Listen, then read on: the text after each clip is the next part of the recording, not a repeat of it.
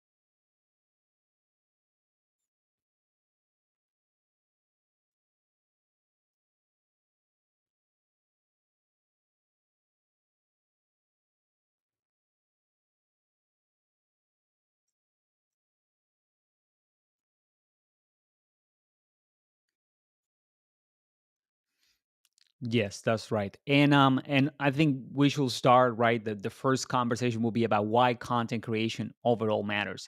And this is a conversation, if you remember, that we have constantly with prospects and clients, that demand generation programs in general are making an assumption. And the assumption is that there's a couple of pillars on the program. And those pillars are the content creation portion and the distribution. And so it's very easy for the demand generation programs to focus on the distribution channels and forget about the content itself. So, for example, when people think about typical channels that demand generation cater to, like pay search and pay social, and even things or activities that are like conversion, website optimization, obviously on your digital assets, you are making the assumption that you already have some content, right? And so it is important to mention that, because if you have a great distribution channel strategy but you really have the content to support it, there there's a very limited things that you can say beyond buy from me, right? So that's why content is important. The other thing that I think is very important to settle is that this is not really new, right? We sometimes we get confused that we think that content has to be created on a written format only or digitally, but that's not the case. Truly, companies that have been doing content marketing, even when they haven't called it that way for decades already.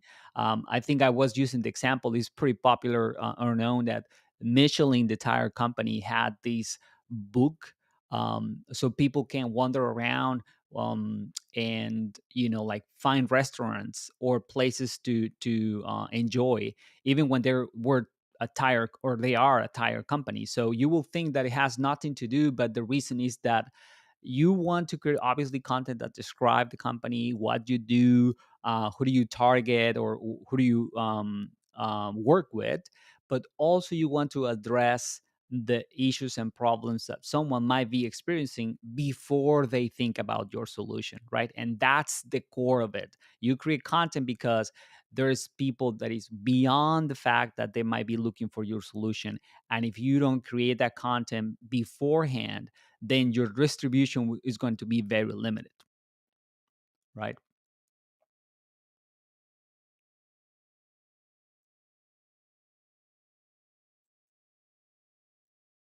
Yes.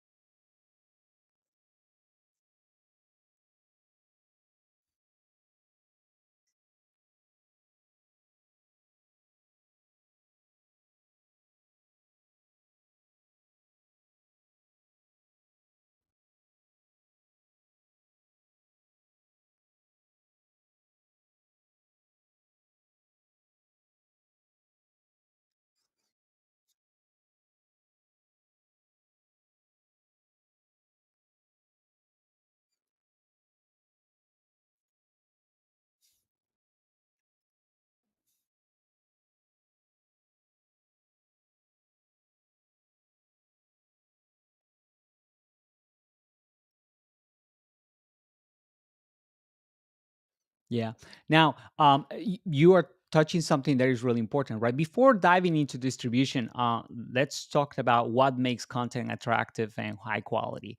And one of the important things is that you want both, but they are not the same. You can make very attractive content that is not necessarily high quality, and vice versa, right? So that's something that is important to distinguish.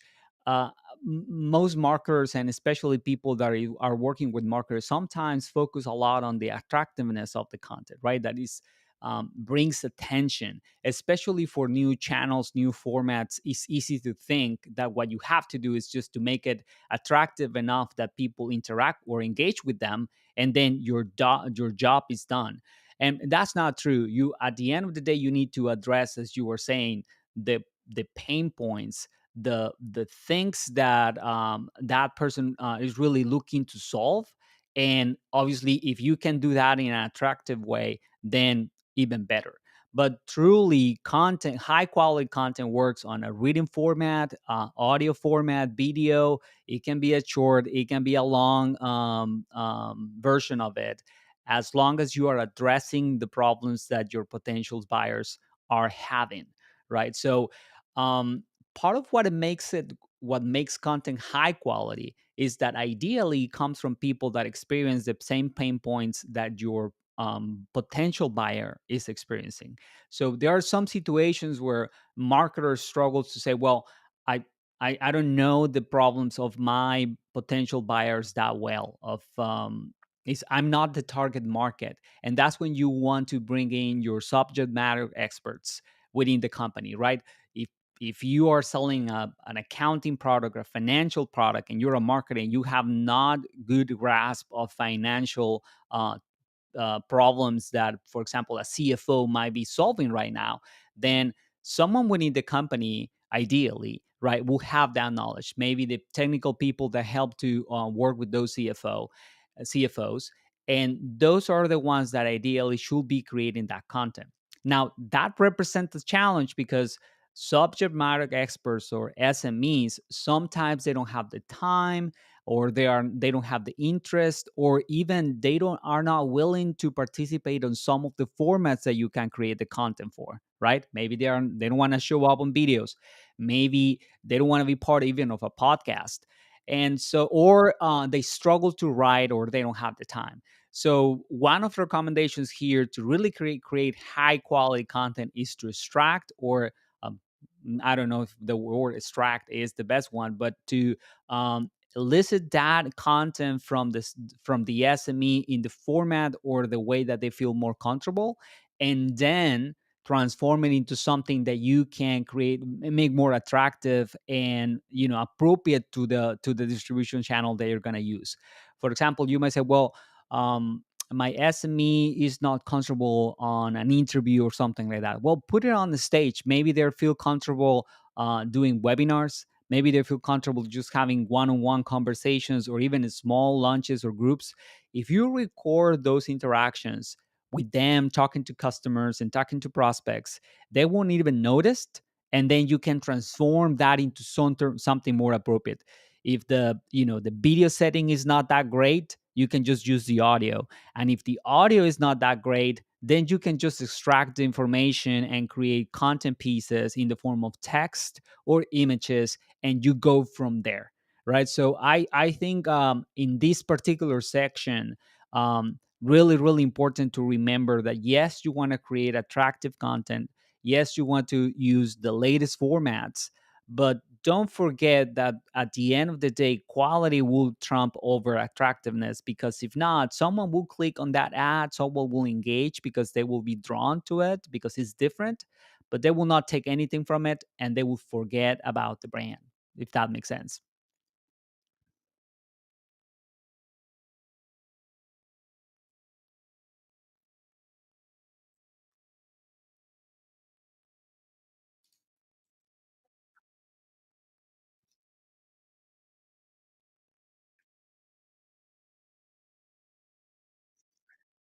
Yes.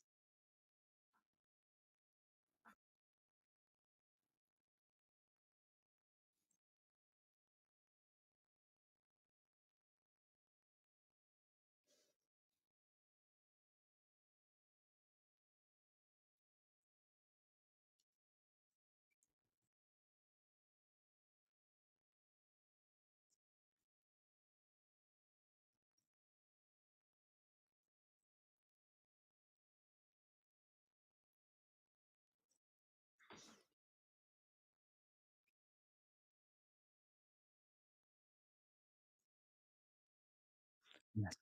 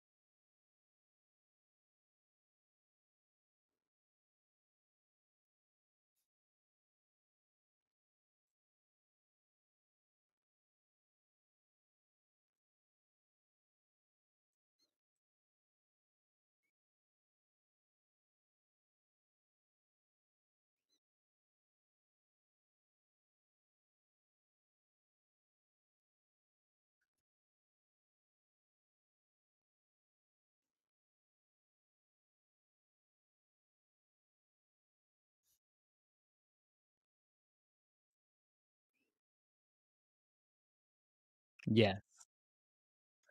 Yeah, you touched on something important, which is really have conversations with your prospects buyers to understand those three stages that everybody knows about, which are awareness, consideration, and decision. Right? What's happening? What's going on through their minds at each of those stages? And another important thing probably is that if you start thinking about creating content, probably you will struggle with how can I do it better, right? And the recommendation number one that I have is obviously just start, right? You want to have a plan for sure, but don't dabble a lot into the plan without execution. Execution is crucial, and the best way to improve your skills is through repeating the task as consistently as possible. So here probably the best way to say, well, the way to improve your content creation skills is that you pick a format that you feel is the one that is in line with your audience as much as possible, and that your subject matter expert or yourself feel comfortable also managing, and test it for a little while consistently, right? Usually the idea is that you have a what is called a long form content type that then you can use for future distribution.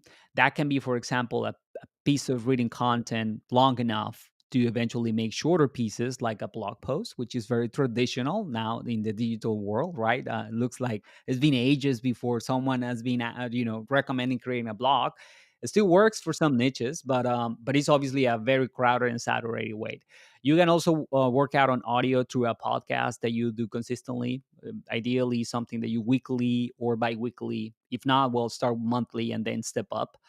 And obviously, video is the kind of newest and also the one that is getting the most traction. But again, it's really important that you understand if your audience is truly consuming the content that you create in that type of format, because you will find that different audiences will consume different types of content on different types of formats, right? Like I was telling you, Gavi, that I usually create video content because that's something that's easier for me to create.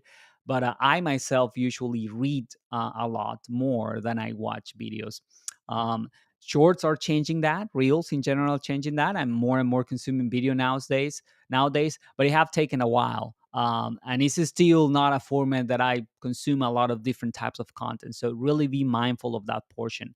But once you have that long format, then you can start improving upon it, right? Get some feedback, and based on that cadence, then you decide if you want to continue with that and increase frequency, or you launch a different effort to support it and have another format that you can extract content from, or pause it all together and focus on something else, right? If that makes sense.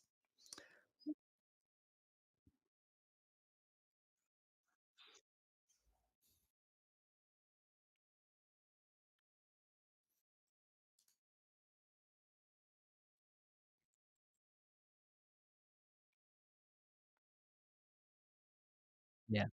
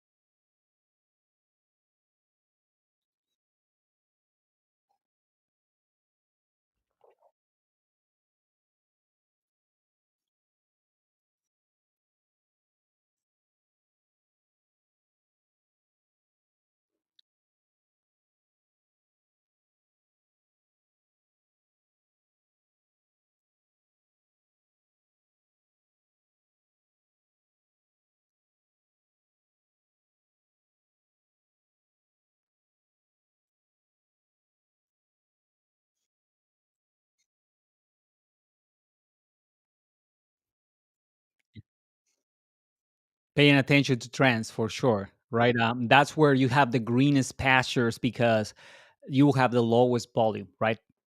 Older topics have been discussed by a lot of people, and newer ones, then probably there's less people and there's more eagerness to listen to someone if that's relevant to your audience, right? That's the one thing. I remember back in the day that a lot of companies, for example, on the blogging days, will talk about technology in general, like the newest iPhone or smartphone, even if they have nothing to do with technology.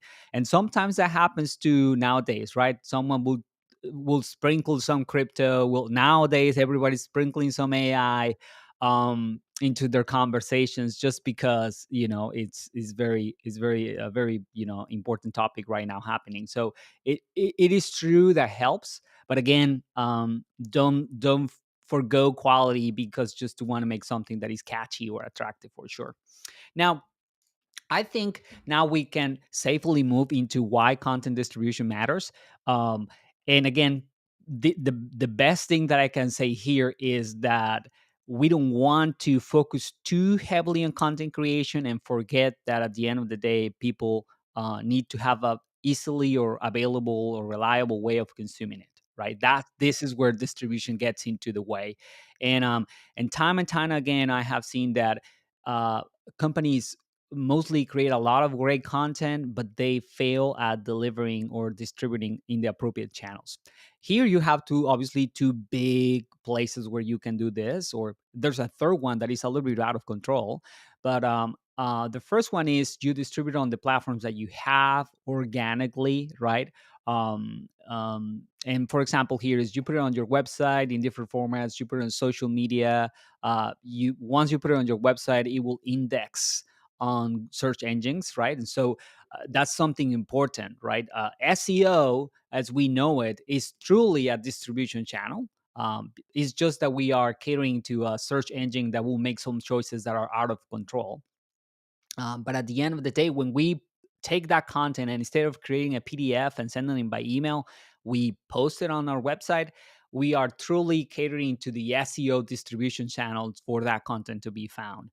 Obviously, we can also be more proactive than just waiting passively for that content to be indexed.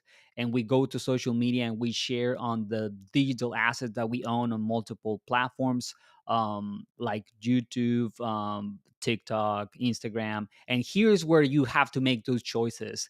And that's why it matters, because it will depend on the people that follow your pages or you personally if you're doing that. But the other place where you can start distribution is obviously paid channels, right? Like pay social, pay search. The biggest difference is that obviously you pay to the medium on top of the effort of someone actually formatting the content for the right distribution channel. But the benefit usually is that you can truly select the target, right, for whatever format the medium has. So if it's search engines, then you can select keywords. If it's space social, then you can select demographics, firmographics, behavior, whatever makes sense for you. So the trade-off between organic and paid, or own and paid, is that in one you have it free, but you depend on the algorithm to make the choices for you, and the reach will be limited to the number of people that is searching that piece of content in your locations, or the number of people that is following your pages. And on pay, you have to pay. You are renting that audience, but you can control the reach, and they usually scale linearly versus organic, where you scale exponentially, but it takes a long time. A third possibility that is least in your control and is more traditional for distribution channels of the past is like the kind of PR or earn, right? Once people find that content, if that's the part where the attractiveness will make them look, but the quality will make them say, "This is fantastic. Let me share it." And you get that extra exposure from the community, from other networks, from other individuals, that will give you extra reach. And also, it has great impact because someone else is saying this is a content worth consuming, right? So that earned piece of your media, which is the hardest, that and it goes into the creation process itself, that's another source. So really pay attention to the channels that you want to use. And here the usual question that we get is, well, what are the channels that I need to use, right? And it's very similar to the content creation process. Start with one, based on on knowledge that you have about your customer base, right? This is the part where you go, well, where do you get the news from or this topic, right? Do you read, do you listen, do you watch, do you do it digitally or in more traditional mediums? And if you do so, what are the platforms and networks and the formats that you enjoy the most? And you will have multiple choices, but you will discover there are some parts of big segments of your audience that prefer some networks rather than others. Um, and so that's the way that you make that choice. And rarely you will have one network, right? Probably will be multiple platforms. So again, prioritizing and doing some segmentation here. Start with the most popular or the ones that will be more relevant and test it, right? And really commit for a little while. We're talking about weeks, ideally months, and only after you have tested this for months and you are like following some leading indicators or metrics to know if people is engaging with that content, then you make a choice and say, well, if I'm doing paid, then I want to scale the paid channel. And if I'm doing organic and I have people posting on a certain frequency and they're really engaging, then I scale the posting and scale, participate in multiple groups and similar things. So if that's the case, you double down on the things that are working. And if they are not working, then you can explore an additional one, pause or postpone that one, and keep trying until you find your format that will be, like the distribution channel that really works for you.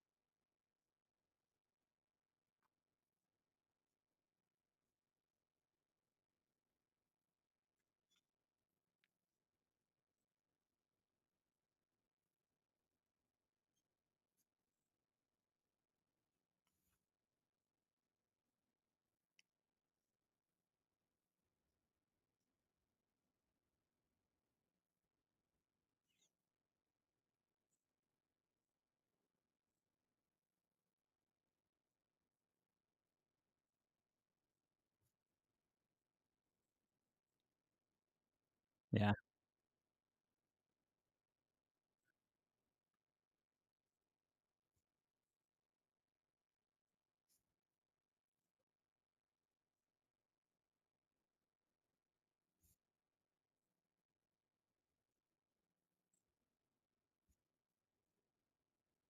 Yeah.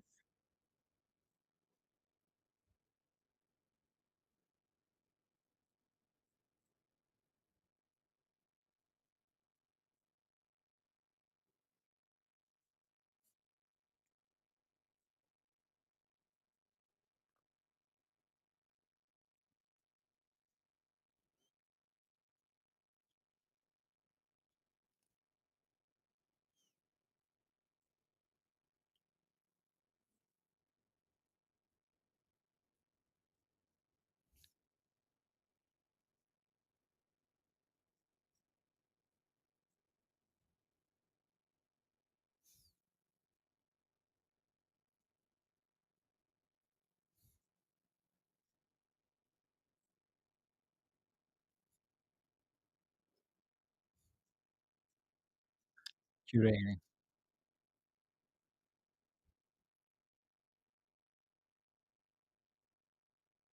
Yeah.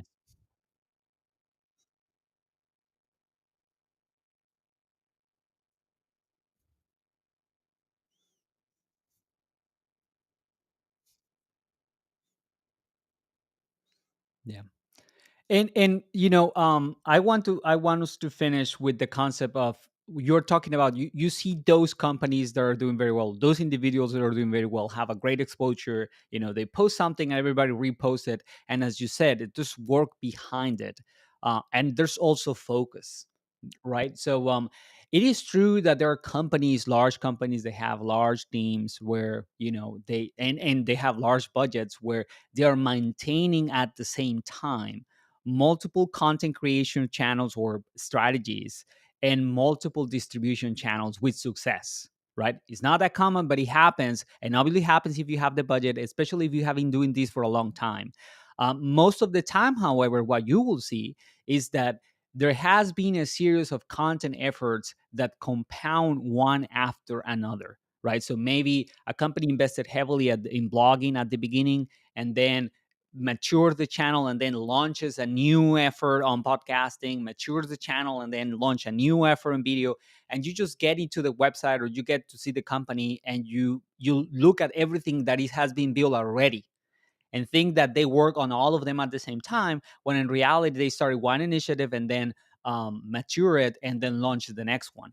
And the same happens with the distribution channels. You will see impact across multiple platforms and multiple social media channels, both paid and organic, and you will wonder, well, how will I be able to set up that with a small team, or just me doing the job, or working maybe with an agency, when I don't have the budget? And it's just, you shouldn't start trying to create content in multiple formats at the same time, and also trying to distribute in multiple places. But you need to balance, though, anyway, that efforts between content creation and distribution. And that will be, I kind of like gave it up across the conversation, but the way that you balance those efforts is that pick at least one content source, long format, and it doesn't have to be always video, but it ideally caters to your audience. That's the one key thing, right? So it can be blogging, it can be podcasting, it can be video, it can be a combination of what you use on those, but stick to it, right? It can be webinars, it can be something in the real world like events, or launches, or seminars, or something like that. And on the distribution channels, it's the same. Pick an organic or a pay one, depending on the budget that you have, but start at least one, right? So you have that right balance, and then test out. And as you scale one or the other, then you can start adding more things. Um, but the other thing that I can tell for sure is that if I had at least one content channel and one distribution channel, and I'm having success on both, and I want to increase the impact, I'd rather focus on a second distribution channel rather than a second source of content, right? Because again, it's not that you have to do 50-50. I would rather have a piece of content that is distributed on multiple platforms 2, 3, 4 times, right? And I bring consistency on the marketplace across channels, that speeding up the content creation and leaving the distribution the same, or just at the same level. So yes, at the beginning you want to have one of each of them, but once you have success, I'd rather improve distribution and add more distribution channels than just creating additional sources of content, right? If that makes sense.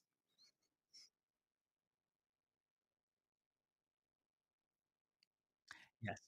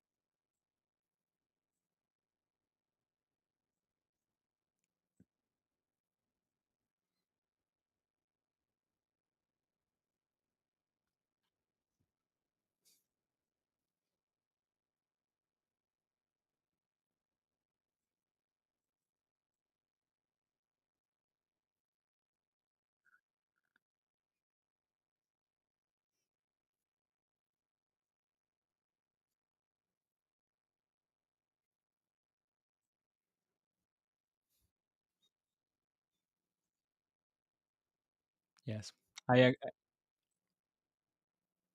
Yeah, go ahead.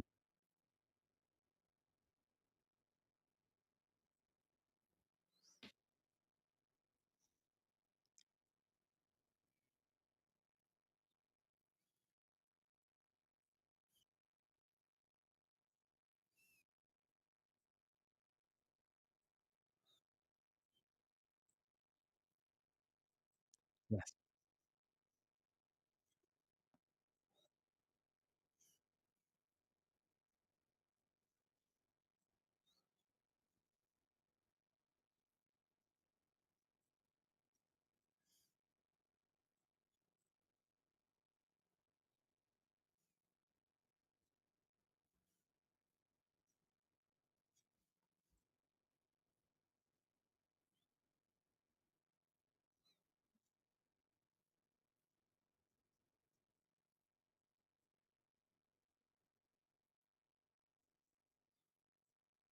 Yes, definitely. You want to lead with the metrics, right? And we usually say you have those outcomes as goals, right? The revenue goals, number of opportunities created, deals or leads that you want to create. But in while you do that, it will take time for the strategy to pan out into opportunities. You want those leading indicators that will change depending on the content format and the distribution channel, right? If you're social media, then you're more about followers and engagement and shares and comments. And if you are more about search engines, then will be more about positions and impressions and clicks and all that. And obviously, if it's the website, then time on the website, time on page, number of sessions. So any metric that can give you an idea of is people consuming the content, that's what you want to get a good gauge on.